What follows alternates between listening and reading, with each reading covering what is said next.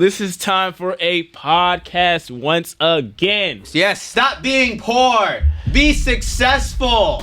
This video is about how we went from a broke mindset to a successful one. Before we get to that, Mr. J. Rose, is there any new updates in your life? My phone. All right, guys, make sure you like and you subscribe. You hear me? Yeah, for another video. So guys, before we get into the video, I just want to update. Your boy got a new hoodie. I got my last name. Oh yeah, hoodie. My birthday was October 23rd. It just went by. That is a big update. Now I am 25. I'm getting old on you people now. Yeah, you guys are You know what I'm saying? You know what I mean?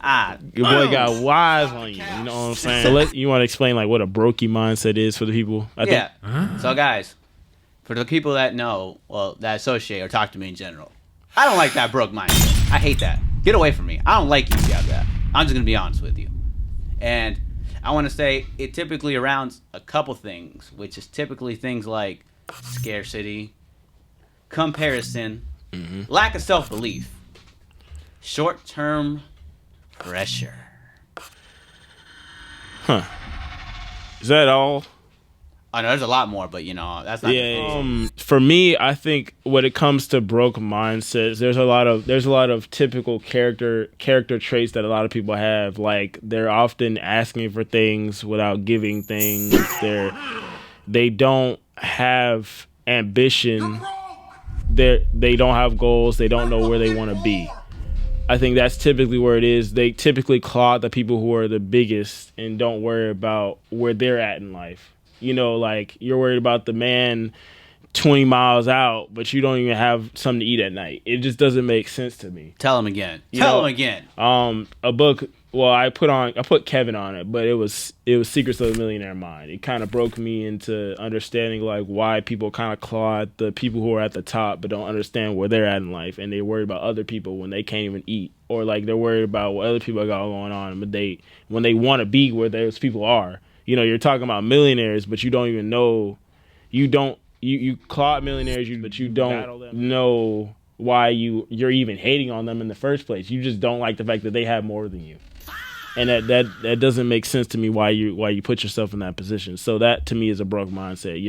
You hate, you don't have something you want, somewhere you want to be, you don't know where your money's going. That's a big one for me. That's a big one. You don't know where your money's going. You don't know how to appreciate the people around you, and you don't know when somebody's using you. I think that for me is a broke mindset. Kevin, what would you say is a moment where you woke up? The moment I woke up from a broke mindset, controversial, but not. It just depends how you take it. It was like 2022, 2023. Tate's video started, shorts were like blowing up, and he was saying like really wild things, and I was like, hey man, that's a little crazy for me. And then one of them was like, you can be successful. Yes, you can. Nobody's stopping you. And I was like, this is like the first time I ever heard this in my life. Someone telling me I could be successful. You can have the car. You can have the money. You can have the house. You can have it. Yes. There is nothing stopping you. There is nothing stopping you from conquering the world. And I'm like, wow. And then I just dove deeper into the rabbit hole. And I'm like, oh. Do you remember like a specific clip or video part that kind of said it to you like straight up? Like anything like a general, you don't have to be like exact, but like what was he generally talking about if you remember? Stop blaming other people for your failures. Everything is on you. And he was talking about how in this current time period, there's nothing stopping you. There's nothing stopping you. Everything is your fault and nothing is stopping you. And I'm like, I just dug deeper and deeper. And the more I started believing it, I was like, wow, yes, I can. Yes, because before that, I was always told people who have money are evil. They're maniacal. They use people. They hurt them. They purposely manipulate them. Have you ever noticed, too, when it comes to, like, people who have money, not even talking about Tate or anybody specifically, but, like, have you ever noticed, like, when they're either, they call them one day they're the dumbest nigga ever, and then the next day, they're such a maniacal, evil scientist. Do you ever notice that? It's like they never know where to put them at because they're just hating. I'm like, hey, you're either dumb or you evil. Which one? You can't be both. You one or the other. it's like, you know, you'll see on forums, this guy's a grifter, this guy is crazy, you know, all he does is take money from people and doesn't care about anybody else but himself. But it's like, first of all, how can I help you when I don't have money? That doesn't make sense. If I'm broke, how am I expected to help you and I'm broke? To be honest, I'm like, well, what? I don't have anything. So for me, when I woke up, surprisingly enough, I was playing video games, and this person was telling me like, "Oh yeah, I've been reading this book." Which video game? You know what video game? Good. You just wanted to say it. Okay, yeah. Okay, no. I was young and I was on Minecraft, or like I would play. You know, I would just be playing games that are kind of mindless. One would be like Minecraft. I would play Warframe. I would play like those type of games. You know, the games I was saying, the video game video. You guys should watch that, where it explains like a lot of the games you used to play. But this guy was saying to me, he was like, so the reason why we're building kingdoms in this Minecraft server or whatever is because of philosophical stuff he was reading in this book.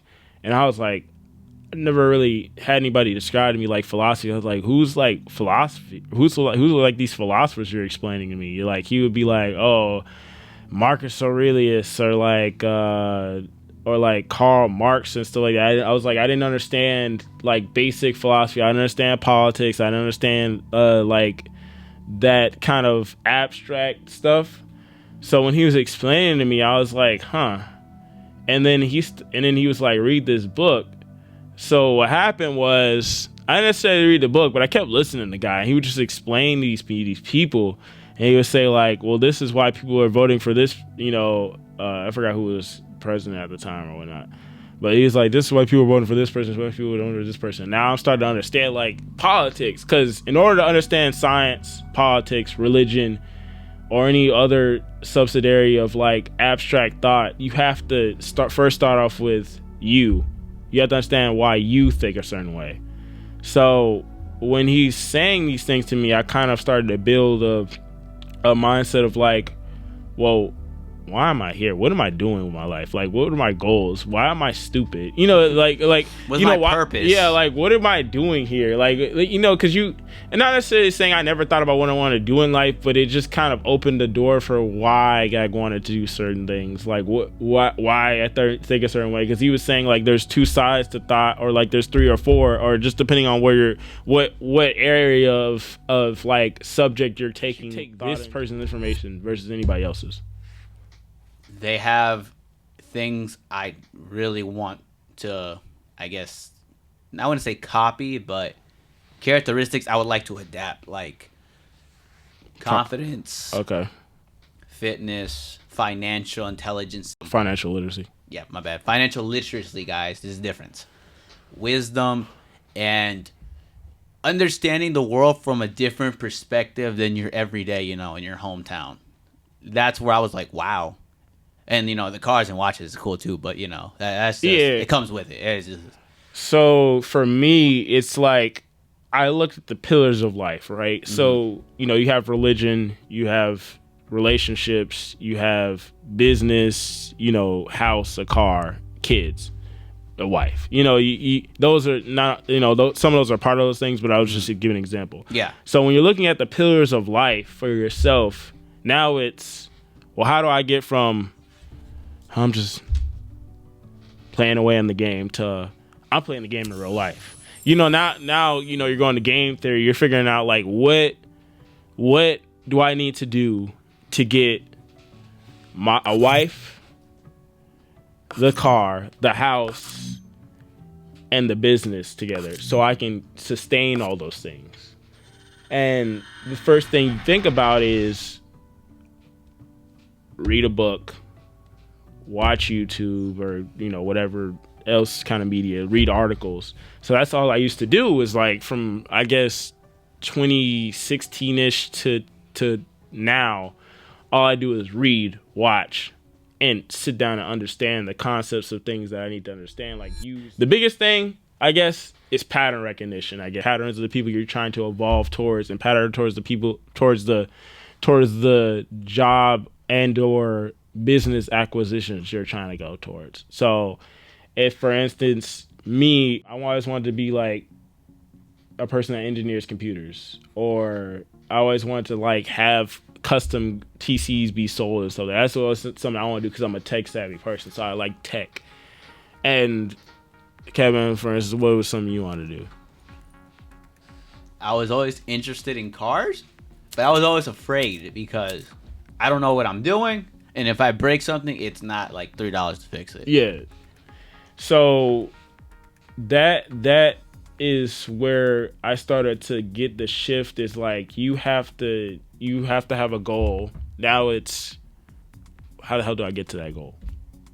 And you can coast. You can just live your life like, okay, I'm just gonna play video games. Hope for the best. Hope for the best. Or somebody's gonna pick me up one day and figure me out. Or the people around me are gonna tell me to get the hell up and do something. Or somebody has an opportunity out there somewhere. But those things can happen to people. They sure do sometimes. Don't get me wrong. And sometimes somebody slaps you across the head, get the hell up. Your significant other might do, or your mom, or your family, your brothers, your friends or whatever might slap you across the head one day. That was me. I was the slap you across the head guy. Because I had to wake these niggas up. Hey, somebody had to say, "You're poor." Yeah, but one of the first things I did was like tell these guys like, hey man, it started with the gym thing. We all start off in the gym. All right, now let's work out. Now, why are we working out? Well, it starts discipline.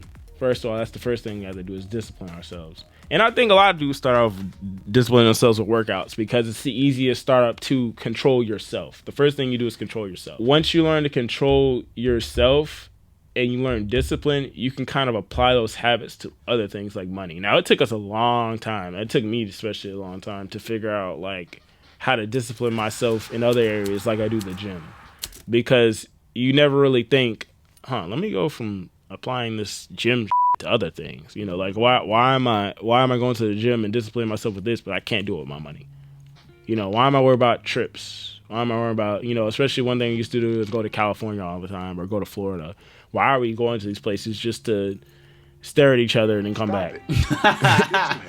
I mean, that's pretty much what happens. You go there, not in a weird way, but you go to Florida, right? Yeah. We play video games, look at each other, laugh. We go to the beach, look at each other, laugh, go back. You pretty much just go on trips just to stare at shit with your friends. I'm still broke. It'll change nothing. Because one thing that woke me up, I guess another like paradigm is when I went to California. Cali guys. And we're talking shit about my work ethic and stuff like that for some odd reason, even though I was stay there for all day. Tell him again. And work all day. But she would pretty much complain about the little petty things we weren't doing, right? Our boss. And then what happened is we came back and we realized, like, damn, why do we leave?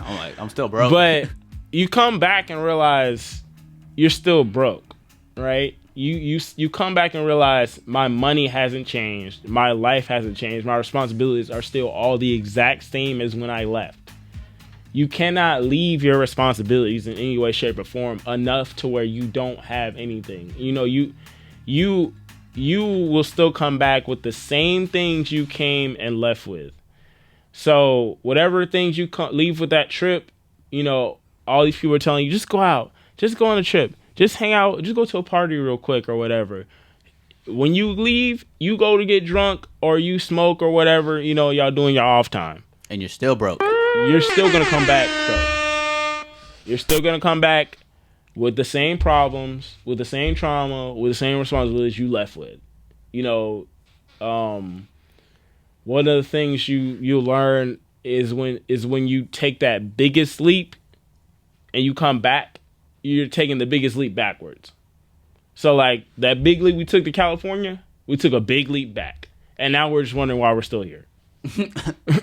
Yeah, guys. Like for me, I'd say the thing that I took first serious was, and this is one of the things I learned too. I was like, oh, I was already ahead of the game. But then I got more better at it once I actually understood it. The first step to being a millionaire Have your credit score on game.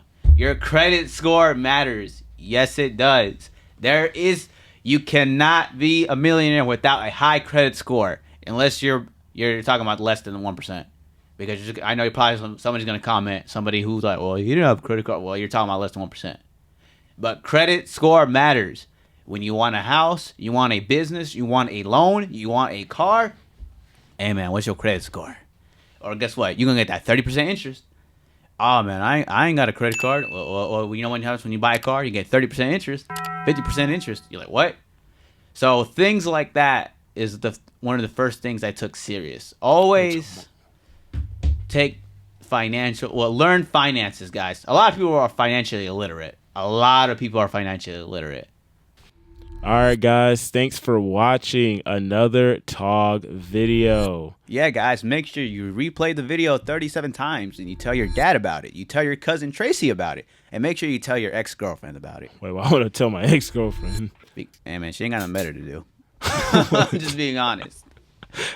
Of course she doesn't, because Tog is the best thing on the planet. Yeah, guys. Well, we'll see you guys next time. See ya, saw ya, sayonara.